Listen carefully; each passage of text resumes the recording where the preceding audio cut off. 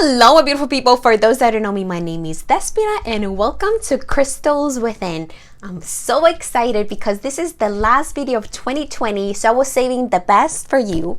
And in today's video, we'll talk about who are you really as a spiritual soul, because I find this really important to understand before we even go ahead and set goals, before we even go ahead and say the new year, new me thing. It's very important to remember who we are, and it doesn't have to be a new year for us to get to that point where we understand who we are. It's really important to know who we are on a daily basis if we really wish to understand the divine. And of course, if you haven't subscribed here at Crystals Within, go ahead and subscribe.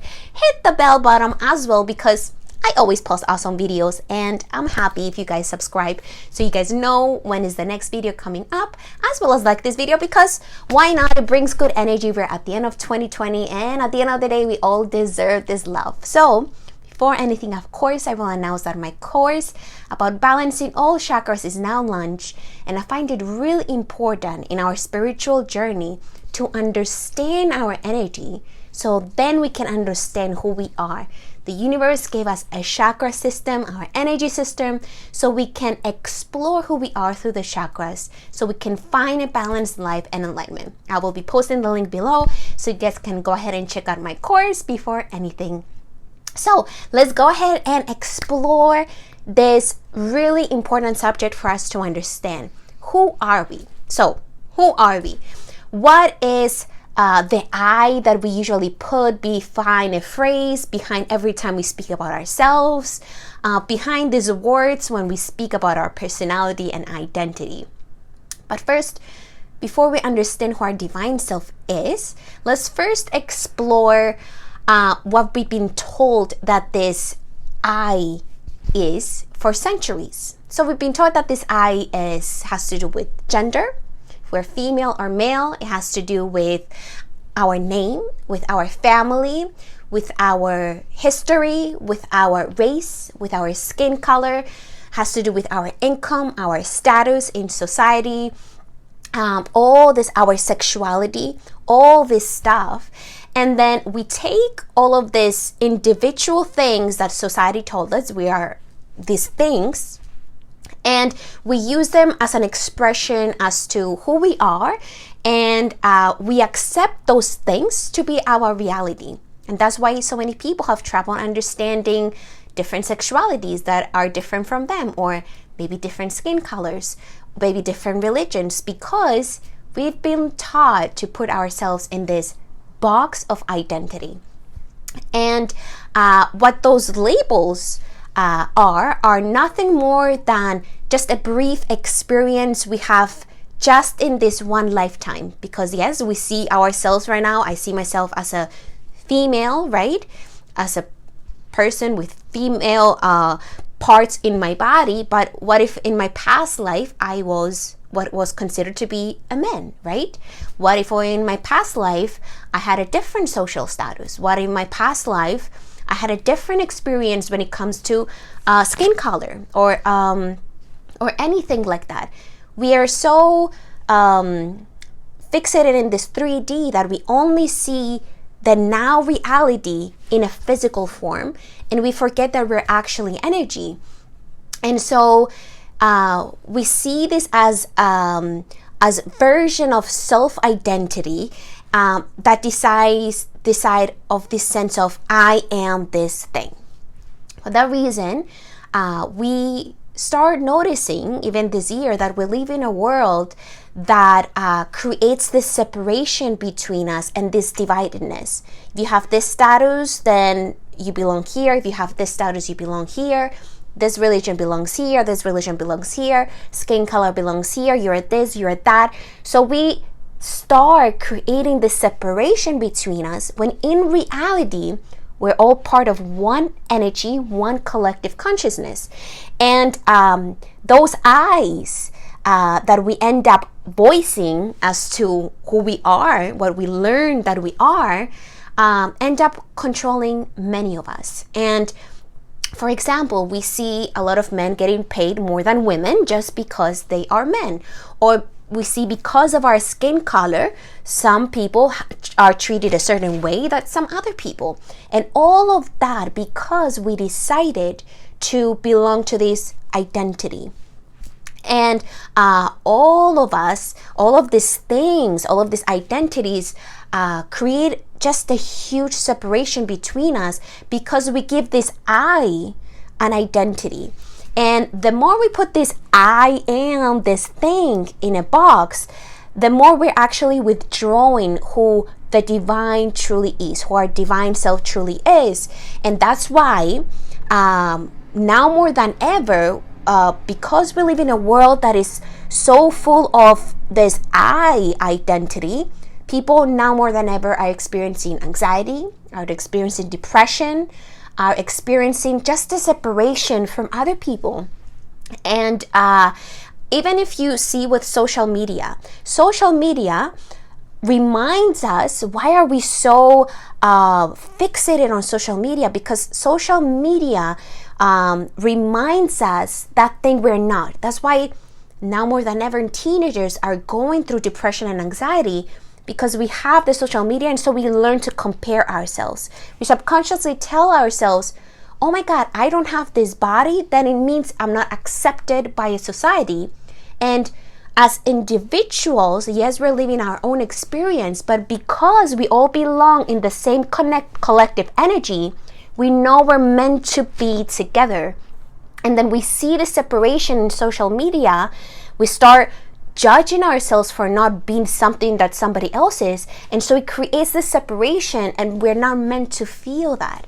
And we say to ourselves, I'm going to take a picture, but I'm going to use a filter first.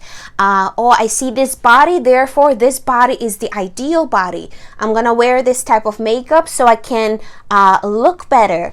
And like that, when we do that subconsciously to ourselves, we start withdrawing even further from the actual divine self of I, which is the one and only I. There's only one I and only one I. And that I is the I that says, I am all there is and all that will ever be.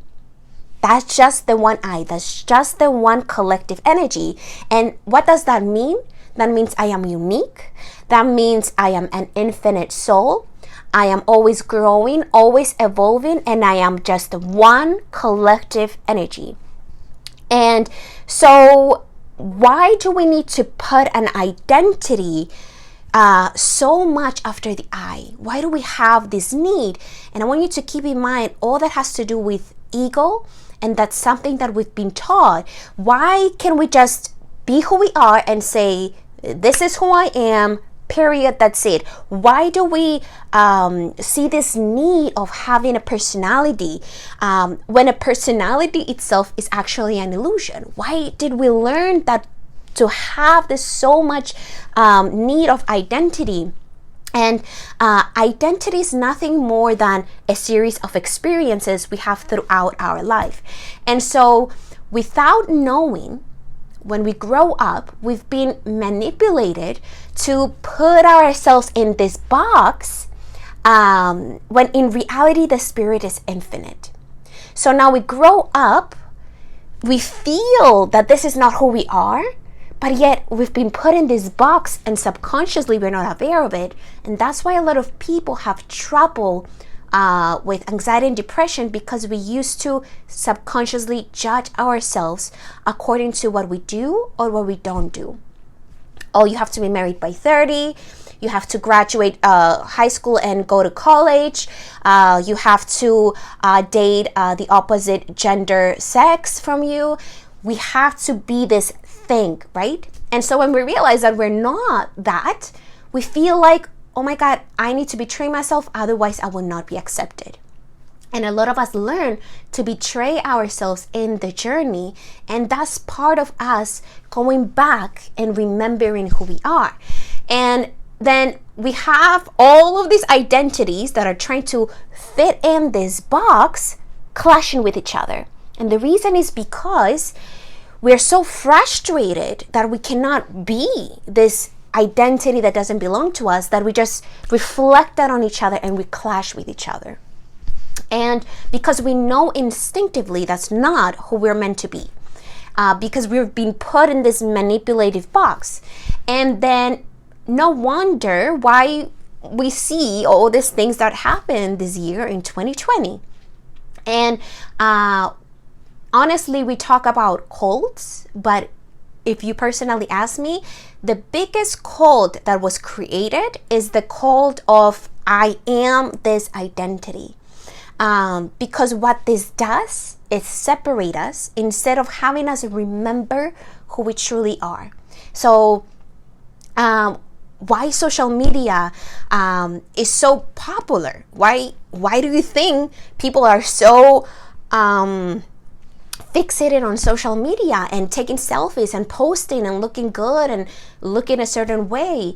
Because that feeling of taking a selfie and posting it and having somebody validating us because we fit in this box is feeding our ego. And as long as we don't learn to love ourselves for who we are, we'll be subconsciously practicing of feeding the ego of this fake identity. And like that, we start losing sight as to who our true divine self is, which is again infinite. It is always changing, always evolving, always growing. Remember, it's an energy. The universe said, what else can I be? Who else can I become? So yes, we're meant to be this person when we are younger, but we're also meant to change and evolve and grow. Why? Because we're meant to learn and get out of an energy, get to a new energy, get out of an energy, get to a new energy. That's why even with trauma, the fact that we have trauma is not that we're meant to be there. We're meant to learn from it, take the lesson, and move it to a new energy. And all of this that are happening, just like the 7 laws of the universe, have a cause and effect in our life. So what is the cause and effect that all of this has? We say to ourselves that I have to look, act, and be a certain way. If I have this certain job, if I have this certain outfit, if I have this certain look, then I will be accepted. So, okay, we subconsciously say, I need to be accepted because if I show who I really am, I will be rejected. So therefore, I will betray myself so I can get external validation. And so that's why a lot of people on social media, they're looking for the likes, they're looking for the a lot of following, because we're still in that ego energy that is not healed. We still live in the subconscious of us trying to fit in this box.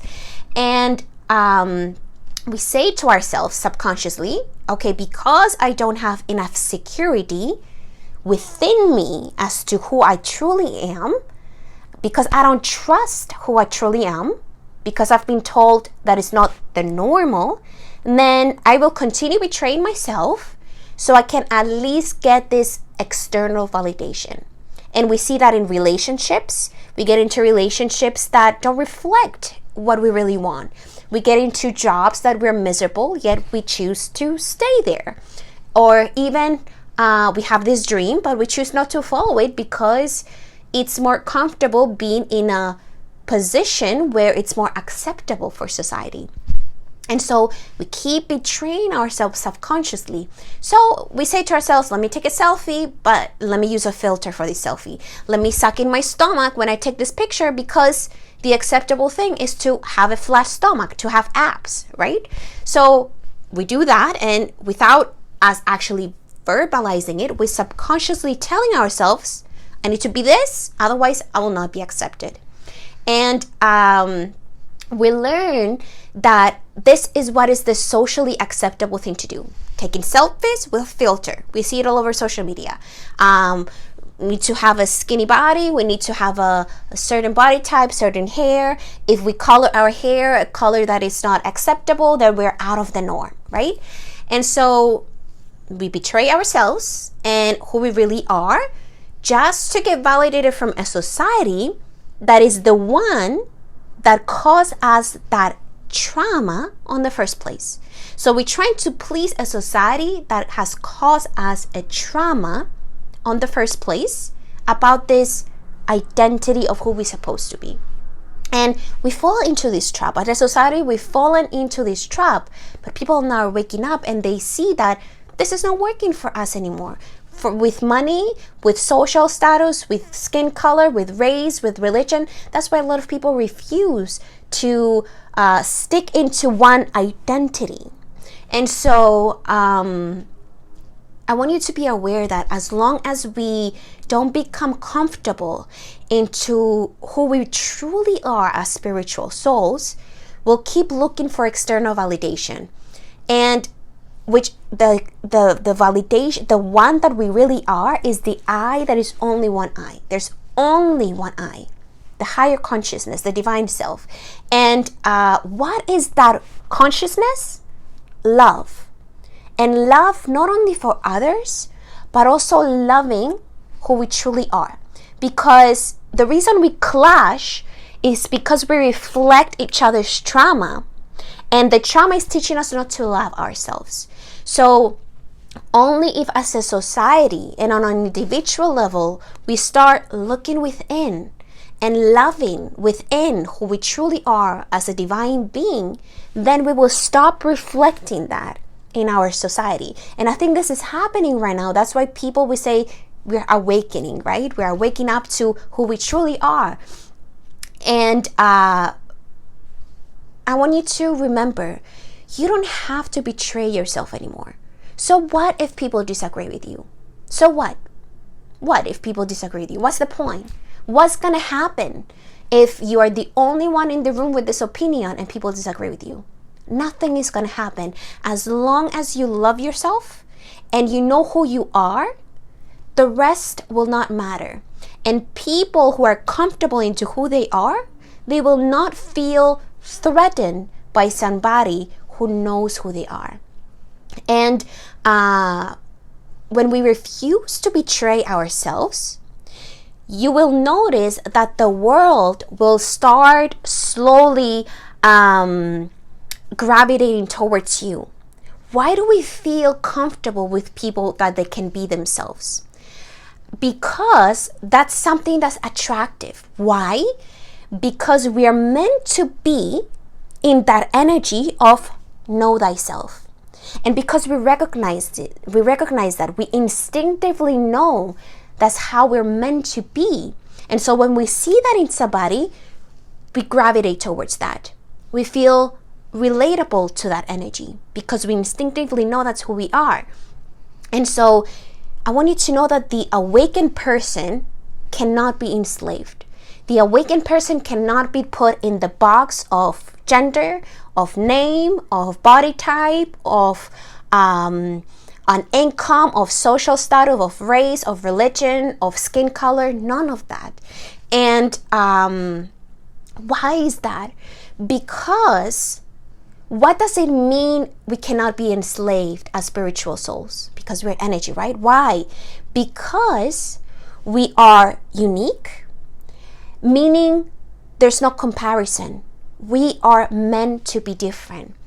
The Spirit says, who can I be? Therefore, it decided to split its energy into individual bodies. So each individual body can have its own unique experience. So us going subconsciously comparing ourselves to somebody else's journey is like we're telling the Spirit that I don't like who I am. And so if we really wish to heal, we have to start practicing self-love, acceptance as to who we are. And a great way to understand blockages, to understand our energy, to understand who we are chakras.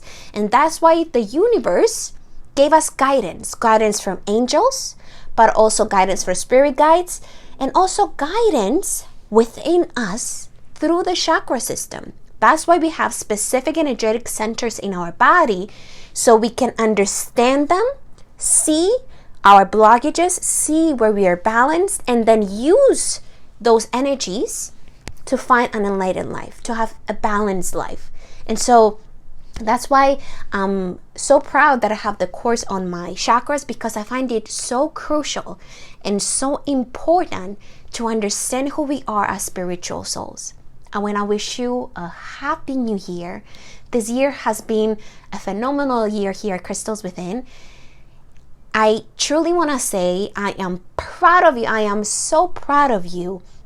I've talked to so many of you throughout this past year of 2020, and we've been together through a pandemic, through a lockdown, through so many unemployment, through so many things together. And I'm getting goosebumps as I'm saying this, and I've seen so many of you grow so much. And I am so proud of you. You have no idea. And if you're watching this, I truly want you to know I am proud of you. And I cannot wait to see you next year. Bye-bye.